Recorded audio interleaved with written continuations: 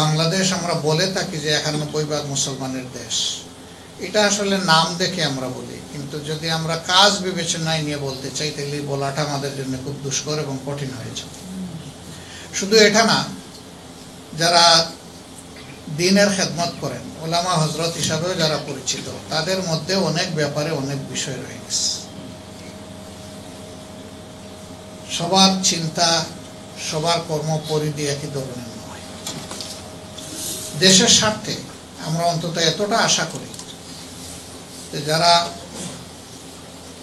আমাদের নিজেদের জীবনের পাথেয় হিসেবে কোরআনকে কবুল করেছেন, মুহাম্মদ রাসূলুল্লাহ সাল্লাল্লাহু আলাইহি সাল্লামের নেতৃত্বকে অকুণ্ঠ চিত্তে গ্রহণ করেন এবং স্বীকৃতি দেন, এবং সেই সাথে সাহাবায়ে কেরাম রিদওয়ানুল্লাহি তাআলা আলাইহিম আজমাইনকে আল্লাহ তাআলা এবং আল্লাহ তাআলার রাসূলের আনুগত্যের বাস্তব মডেল মনে করেন, এই তিনটা জায়গা ঠিক থাকলে আমাদের মধ্যে, মুমিনদের মধ্যে ঐক্য হওয়া সম্ভব, এবং এখানে আর কোনো বড় জিনিস আমাদেরকে বাধা দিতে পারবে না।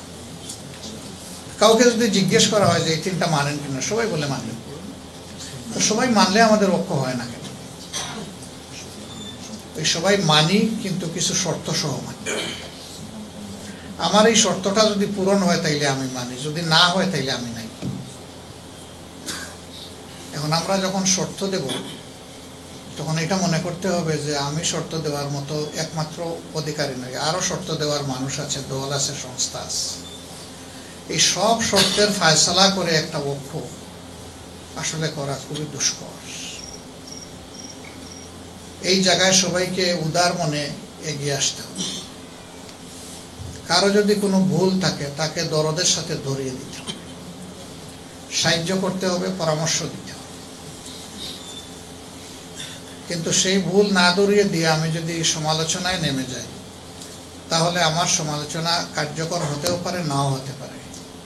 কিন্তু আমি যদি দরদের সাথে ধরিয়ে দিই, তাহলে আশা করা যায় এর দ্বারা উভয়ে উপকৃত হবে।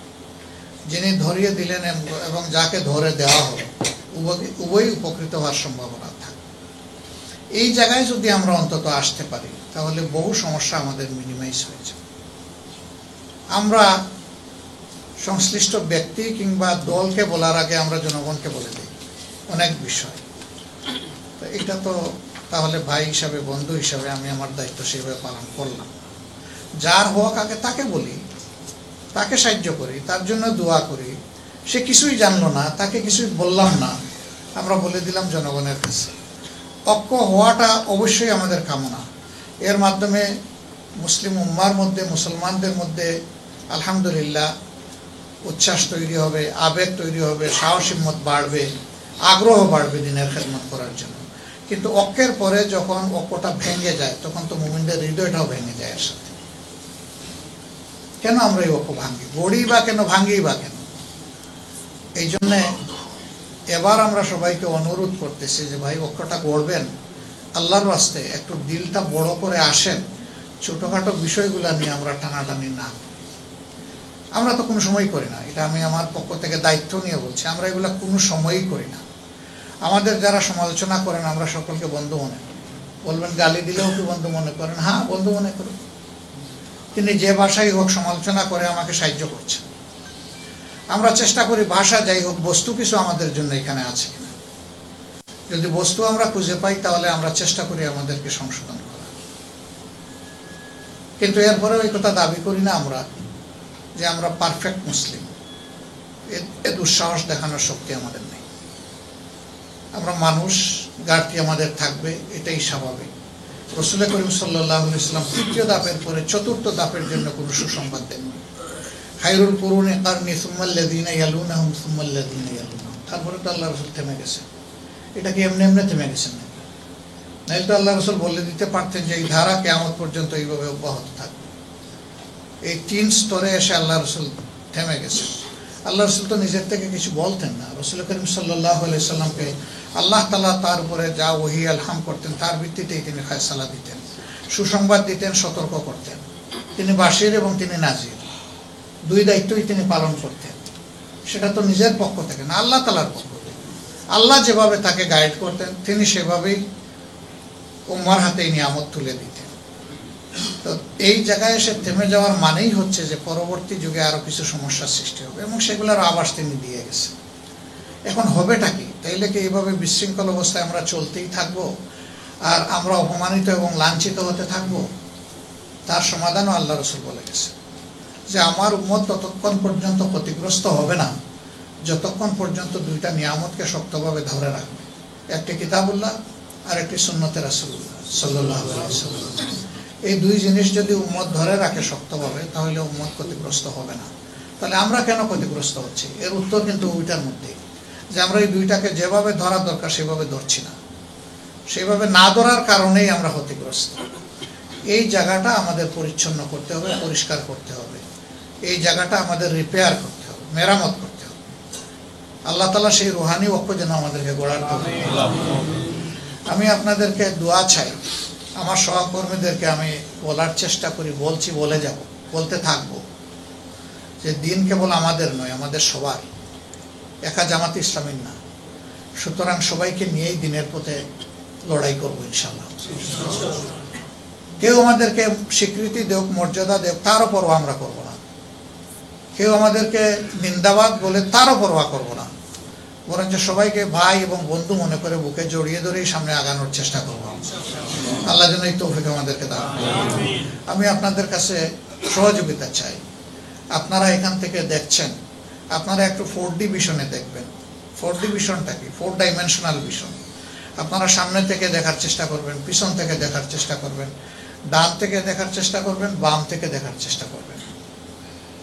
জামাতে ইসলামী সহ অন্যান্য যত ইসলামী সংগঠন এবং মার্কাজ আছে, যদি আমাদের মধ্যে আপনারা কোনো বেশ কম দেখেন, আপনারা শুধু আল্লাহর জন্যে কোনো দ্বিধা না করে আমাদেরকে আপনারা সোজা করে দেওয়ার চেষ্টা করবেন। আপনারা যদি সেইভাবে আমাদেরকে সহযোগিতা করেন, তাহলে আল্লাহর মেহেরবানি দিনের পথে চলাটা আমাদের জন্য সহজ হবে।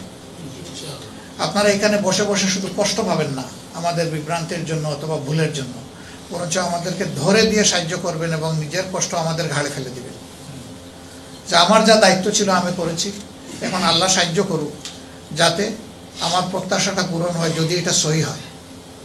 আর আমার যদি ভুল হয়, আল্লাহ যেন আমাকে ইসলাহ করে দেন। আমি যাদের জন্য এই কোশিশ করেছি, তাদের যদি ভুল হয়, আল্লাহ তাদেরকে ইসলাহ করে দেন।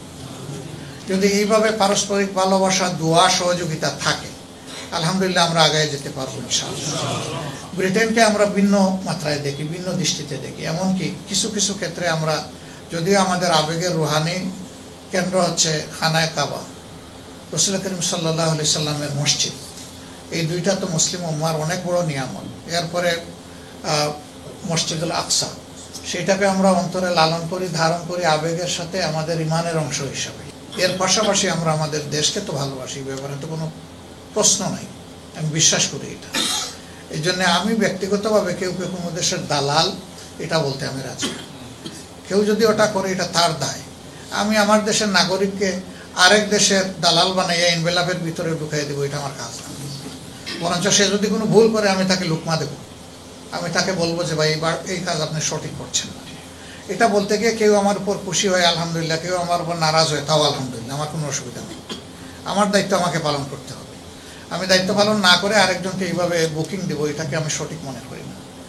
তা আপনারা এখানে যারা আছেন, এটা হইল একটা হাব ফর ইন্টেলেকচুয়াল এক্সিলেন্স। দুনিয়ার যদি বুদ্ধিভিত্তিক চর্চার কেন্দ্র বলেন, এখনো ব্রিটেনকে বিবেচনা করা হয়, ইভেন নট আমেরিকা। অনেক মানুষের পারসেপশন হচ্ছে যে আমেরিকাও এখান থেকে শিক্ষা নেই। এমন একটি পরিবেশে আপনারা আছেন। কিছু কিছু ক্ষেত্রে বাংলাদেশে যে ফ্রিডম নাই, সেটা এখানে আছে। আবার কিছু কিছু ক্ষেত্রে যেটা বাংলাদেশে আছে, সেটা এখানে নাই। একটা পাঞ্জেগানা মসজিদ হলেও সে আজান দিতে পারবে, বড় যদি জামে মসজিদ হয় সেখানেও সে আজান দিতে পারবে, সমস্যা নেই। কিছু দিকে আমরা খুব ভালো আছি, কিছু দিকে আপনারা আমাদের চেয়ে ভালো আছেন। এর চেয়ে বড় কথা হলো যে এই জায়গায় আপনি যদি আপনার মেধাকে বিকাশ করতে চান, আপনার পথে কেউ বাধা দেবে না। কিন্তু আমাদের দেশে মেধা বিকাশের কোনো পরিবেশ এখনো জাতিগতভাবে আমরা তৈরি করতে পারি। এই জন্যে মেধার চর্চাটা এখানে যেহেতু বেশি, আপনাদের উপরে আমাদের হওয়া বেশি। এখান থেকে কৌশলগত বিষয়গুলা, দিনের হাইসিয়ত ঠিক রেখে কি কি বিষয় আমরা অবলম্বন করলে আমাদের প্রতিপক্ষ, আমি অবশ্য শত্রুও কাউকে বলি না, এই শব্দ আমি ব্যবহার করি না, বলি প্রতিপক্ষ, আমাদের প্রতিপক্ষ আমাদেরকে ঘায়েল করতে পারবে না, এই বিষয়ে অ্যাডভোকেসি করার, আমাদেরকে রিকমেন্ড করার অধিকার নয়। আমি বলবো যে এটা আপনাদের দায়িত্ব। আমরা আপনাদের কাছ থেকে দায়িত্ববোধটাই আশা করি, আপনারা এগিয়ে দিবেন আমাদের।